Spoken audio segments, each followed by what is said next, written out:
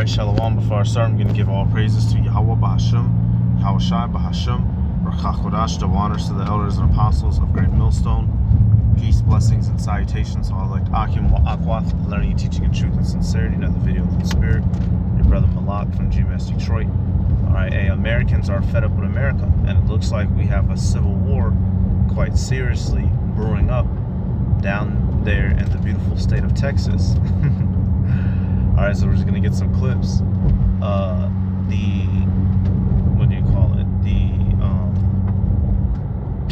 The American dream was turned out to be a myth, a horror story, and a lie. And it seems that, a great deal of the public is waking up to it. Nevertheless, they're still going to be destroyed because they're not going to believe in Yahweh Bahasham, Yahweh Shai. But we're seeing truly that the Egyptians are being turned against the Egyptians. And we're going to start with that scripture, and then I'm going to play a handful of clips.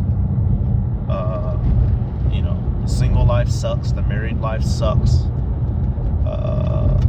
Everything's expensive. This place is no longer the shining pillar of society that it used to be. Oh, what the hell? I didn't realize I went to that screen. Isaiah 19.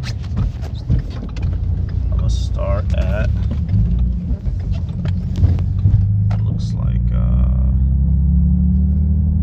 I'll start at verse 1. Fuck it. It says, "The burden of Egypt, behold, Yahweh Bashem Yahweh Shai rideth upon a swift cloud, and shall come into Egypt, and the idols of Egypt shall be moved at his presence, and the heart of Egypt shall melt in the midst of it." Now, there will come a time where the great chariot of Yahweh Bashem Yahweh Shai will make its way here to America, but this is first happening spiritually.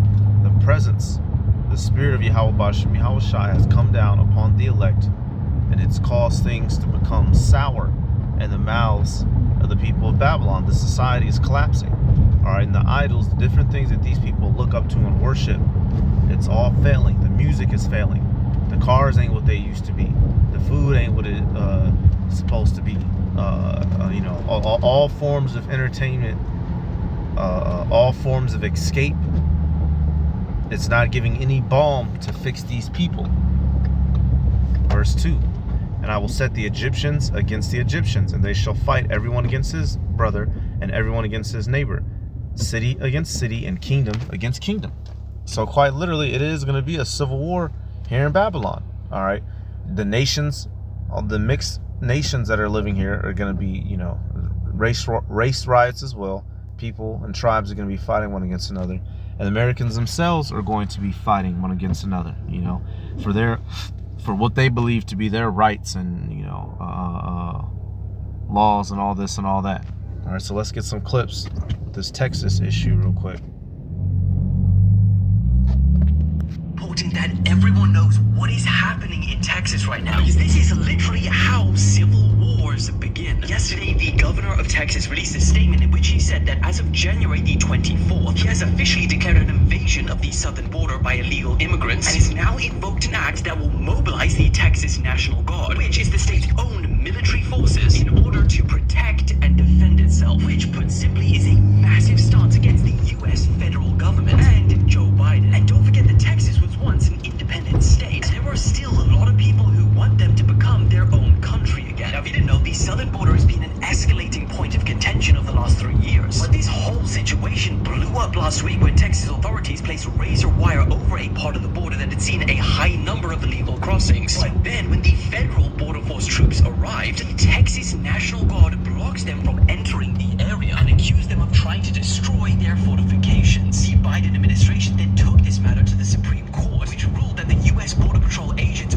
were allowed to clear out the razor wire. And that's where you'd think things would end, right? Absolutely not. That statement, which I showed you earlier, was then issued by Texas, saying that Biden had failed to uphold his constitutional duties, which require the U.S. government to protect its states. And that also because of his lawless border policies, a massive 6 million illegal migrants have crossed the southern border in just 3 years, which is more than the population of 33. This is so important that we're seeing, it looks like the governor, he's getting ready to, he wants to pop off.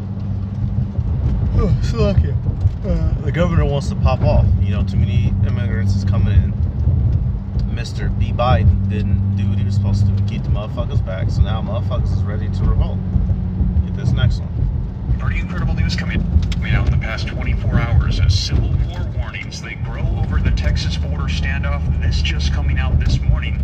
And here is a map of the 25 states that stand alongside of Texas in defiance against Joe Biden and his administration and the federal government.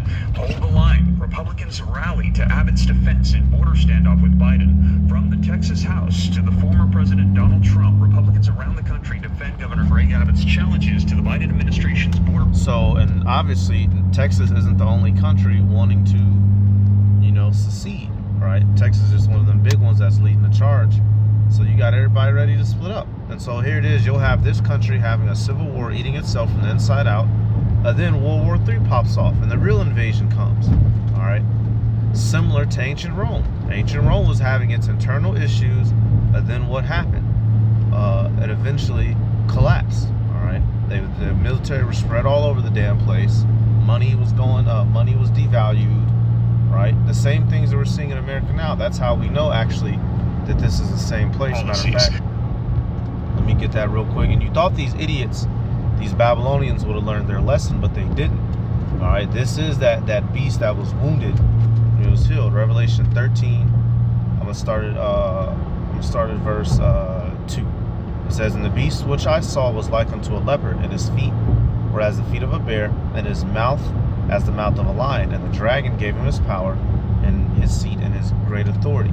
And focusing here on this beast, the dragon, which we know represents Rome. All right, the leopard representing Greece, the lion representing Great Britain, and the feet of the bear representing Russia. All right. It says, now towards the bottom, the dragon gave him his power, and the dragon gave him his power and his seat and great authority. Ancient Rome is the empire that set Esau, Edom, the so-called white man, at top, truly made him the world power that he is today, gained him his notoriety. All right, that's why America today keeps many of the customs of ancient Rome. All right. Verse 3, it says, "And I saw one of his heads as it were wounded unto death, and his deadly wound was healed, and all the world wandered after the beast." That head that was wounded was the dragon, was Rome. It fell, it collapsed between 300 and 400 AD. When did Esau begin to come back into power? All right, 1,000 years later, after the Dark Ages, between 1300 and 1400 AD. All right, what's known as the Renaissance era. And what did it eventually culminate into? All right, America. Great Britain rose up the 7th, and then America was produced the 8th. And that's in today's time, that's the beast that the world is wandering after. All right, that's what it was healed in the image of Rome. Okay, but wrong app. Texas defies. These devils, they haven't learned their lesson from how Rome fell. They're back here repeating the same mistakes. So it's about to go out, in similar fashion. Joe Biden by recruiting volunteers more to bolster their border fight at this time, and Texas governor doing exactly the right thing amid constitutional battle over the border enforcement. Legal experts say that Texas has the right to keep building razor wire fence to defend our nation from illegal immigrants and potential threats trying to enter our nation. This coming after the Biden administration had demanded Texas to immediately stop blocking the federal border patrol access. Texas responding that the federal border patrol and the Biden administration not doing their job of keeping the nation safe, so they would take matters into their own hands. President Joe Biden demanding that they stop now or else. Texas responding, or else what? Let me know your thoughts in the comments down below. Who do you stand with in this scenario? Texas and 25 other states saying that we need to defend our country and Texas is in the right, or the Biden administration saying that let the federal government do their job? So you see, the president isn't upholding his job of keeping the state, safe from the immigrants. So, the state of Texas is about to do its own thing. All right. So, ultimately, we're going to see how it all plays out. But, and when I say I'm meaning, we're going to see how it literally physically plays out, because the scriptures tell us how it's going to play out. We know it's going to break out into martial law, civil unrest, right? The mark being declared. Then World War III, the return of Yahushua, and the missiles. That's how all this wraps up. Second Esdras, we'll go to 15. A must go to when debating this topic. All right, we're breaking this down. Second Esdras 15. I just pulled it the other day, but I gotta pull it again. Second Esdras 15. I'm gonna start at 14. It says, "Woe to the world and them that dwell therein, for the sword in their destruction draweth nigh. And one people shall stand up and fight against another, and swords in their hands." So woe to the world, destruction. That's all that's coming, is death and destruction. All right, and people are going to turn and fight against one another to stand up for their own beliefs and their own way of life. No matter if they were neighbors, no matter if they were co-workers, no matter if they were friends and family. It says, for there shall be sedition among men, and invading one another. Sedition meaning what? People are going to be rebelling against the government, inciting violent rebellions against the government. They shall not regard their kings nor princes, and the course of their actions shall stand in their power. So soon nobody's going to care about what the federal government thinks or recommends should be done. Nobody's going to care about what Congress is talking about. People are going to be out here trying not to die. And if they have to kill not to die, then they'll do that. And if you can't stop them, you'll be dead in front of them. All right? You're going to be laid at their feet. Verse 17, it says, "A man shall desire to go into a city and shall not be able." What's that? Martial law. All right? Curfews, fences up. All right? Armed guards, dogs out, spotlights, helicopters, armored vehicles, armored soldiers, all the good shit. Verse 18, it says, "For because of their pride, the cities shall be troubled, the houses shall be destroyed, and men shall be afraid. A man shall have no pity upon his neighbor, but shall destroy their houses with the sword, and spoil their goods because of the lack of bread and for great tribulation." Okay? So this is the proper punishment upon an evil kingdom. It has to go out and fall in such a horrific manner. All right? And people are going to be going from house to house, starving, hungry, killing, raping, and robbing. Okay, so let's take a look at the back end of the subject, how the people of America feel. Yo, has anyone else hit this point of just not caring no more? I mean, like, you don't care about nothing no more. You don't care about this world no more. You don't care what happens in it, because this world is a fucking dumpster. Everything's just going down the drain with this world. Prices going up. People's temper going up. People's attitude going up. The toxicity going up. All the evilness is going up.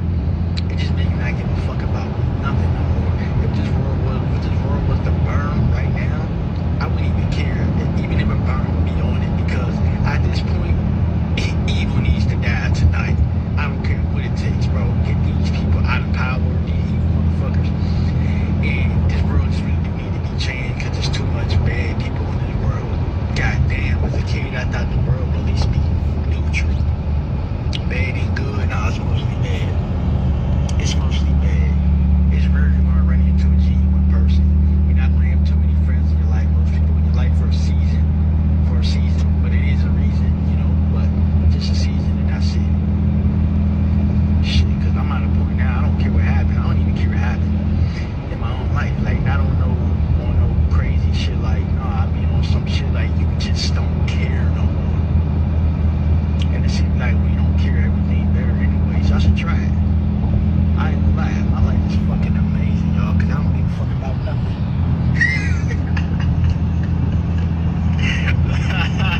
I don't care, bro. I'm telling you, bro, but my life is getting amazing. I still get the shit I want. That's because, like, bro, but when I did care, I couldn't get nothing going. I couldn't get nothing going for myself. I couldn't even get a fucking job. And I said, fuck everything. I was like, oh, now it works. I think God wants you to leave this world behind. Yeah, you might be physically still here, but you're still living behind. You know? This world has fallen to pieces in the physical. Only way. Yeah, that's a good point he's making here towards the end. You know, give up on this world mentally, spiritually. That's a good point he's making. He's come to the conclusion that this shit is all garbage. Only place left to go is the spiritual, and that's the kingdom of God. You could go there. I don't care what happens to this world, bro. It don't even matter if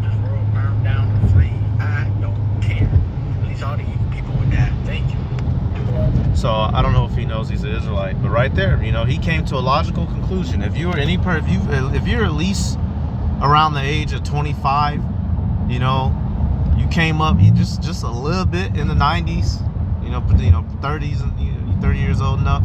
You see what this world is becoming. It ain't nothing worth talking about, man. Let me get this clip real quick. We are on a mission to revolutionize commerce. I'm going to share with you 6 new innovations that we believe change the world of payments and commerce.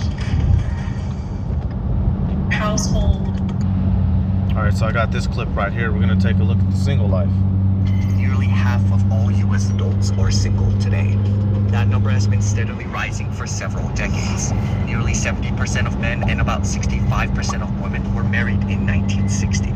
Today, it's just over 50% of men and around 50% of women who are married. Young people are getting married later, if they get married at all. There are also people, of course, in unmarried partnerships, but I think that a lot of that really is people who are not ever going to be permanently partnered. 117.6 million Americans aged 18 and over never married, are divorced, or widowed. They're not single for the usual reasons that you hear. Oh, there's not enough marriageable men for women, or any of those kinds of reasons. But instead, that they find single life fulfilling. As someone single living in a major city like New York, it's definitely very stressful when it comes to personal finances. You have the full burden on your shoulders. So I would say the majority of my friends who are single and live alone, So I don't. very stressed about the cost of living. A 2023 survey revealed that the top 3 stressors for single Americans, excluding Gen Z, were all financial. 39% said they were stressed about the general state of the economy. 38% said it was their long-term financial future, while 35% blamed the effects of inflation. So right here, you know, so apparently being single is pretty expensive. All right, and they're pulling out a bunch of stats and whatnot in this video. But this goes to show you all the American dream is over, you know. And all these bitches talking about why they hollering this 6 figures, bloopity bloppity blue. You know, that's because they miserable and they want a nigga to come financially afford them, get them out their life, and that's not finna happen. That's not finna happen. Calculates that the typical expenses for 2 working adults with no children total around $47,483 a year. By contrast, a single adult with no children has estimated expenses of $29,880 annually. That means a single individual has at least $6,000 more in expenses per year. So, you know, you spending more money, and this is obvious. But once again, y'all, hey, America's responsible for this because America told you to move out at 18 and to do all this dumb, stupid shit. While you look in the scriptures, you know, you and your family was a clan. You look at, you know, Peter and Andrew, they were fishermen, like their father, the sons of Zebedee, right? Everyone's tired. Everyone's tired. I'm gonna have to use this as the backdrop. Everyone's tired of the lie, of the sham. I'm gonna get some scriptures here in a minute, but I just wanted to show, you know, it's all crumbling, y'all. This is not a 1972 movie where you finna step out and, you know, kids gonna be singing on the block, flowers blooming and singing. You know, the plane slows down with a picture with a nigga. What? No, this shit is over. It's over in Babylon. And everyone can feel it. The cost of living in New York City has definitely made me and my friends reconsider why we do live here and what we're actually investing in. Well, that's a tax break in itself. Social Security is another policy that favors those who are married. So I'm just jumping around at certain points that I wanted y'all to see in here. Mainly at the beginning, the statistics of how much more, you know, it costs more money to be single.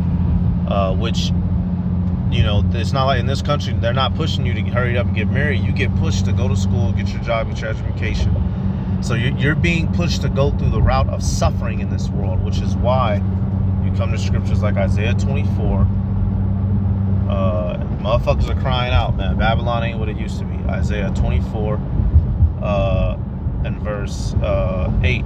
The mirth of tabrets ceaseth, the noise of them that rejoice endeth.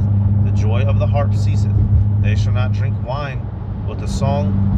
Strong drink shall be bitter to them that drink it. So people aren't happy anymore. The distractions of the world no longer are helping anyone be distracted. You can't help but focus on the pain and suffering of your daily life. Verse 10. The city of confusion is broken down. Every house is shut up, that no man may come in. There is a crying for wine in the streets. All joy is darkened. The mirth of the land is gone. Okay, that's what I want. The mirth of the land is gone, y'all. The Babylonian dream is over. Fucking faggot ass nigga. The dream is over. Alright. Shit's about to... nation's about to go to war. Alright. Jake realizing life ain't cool no more. It's over. Alright.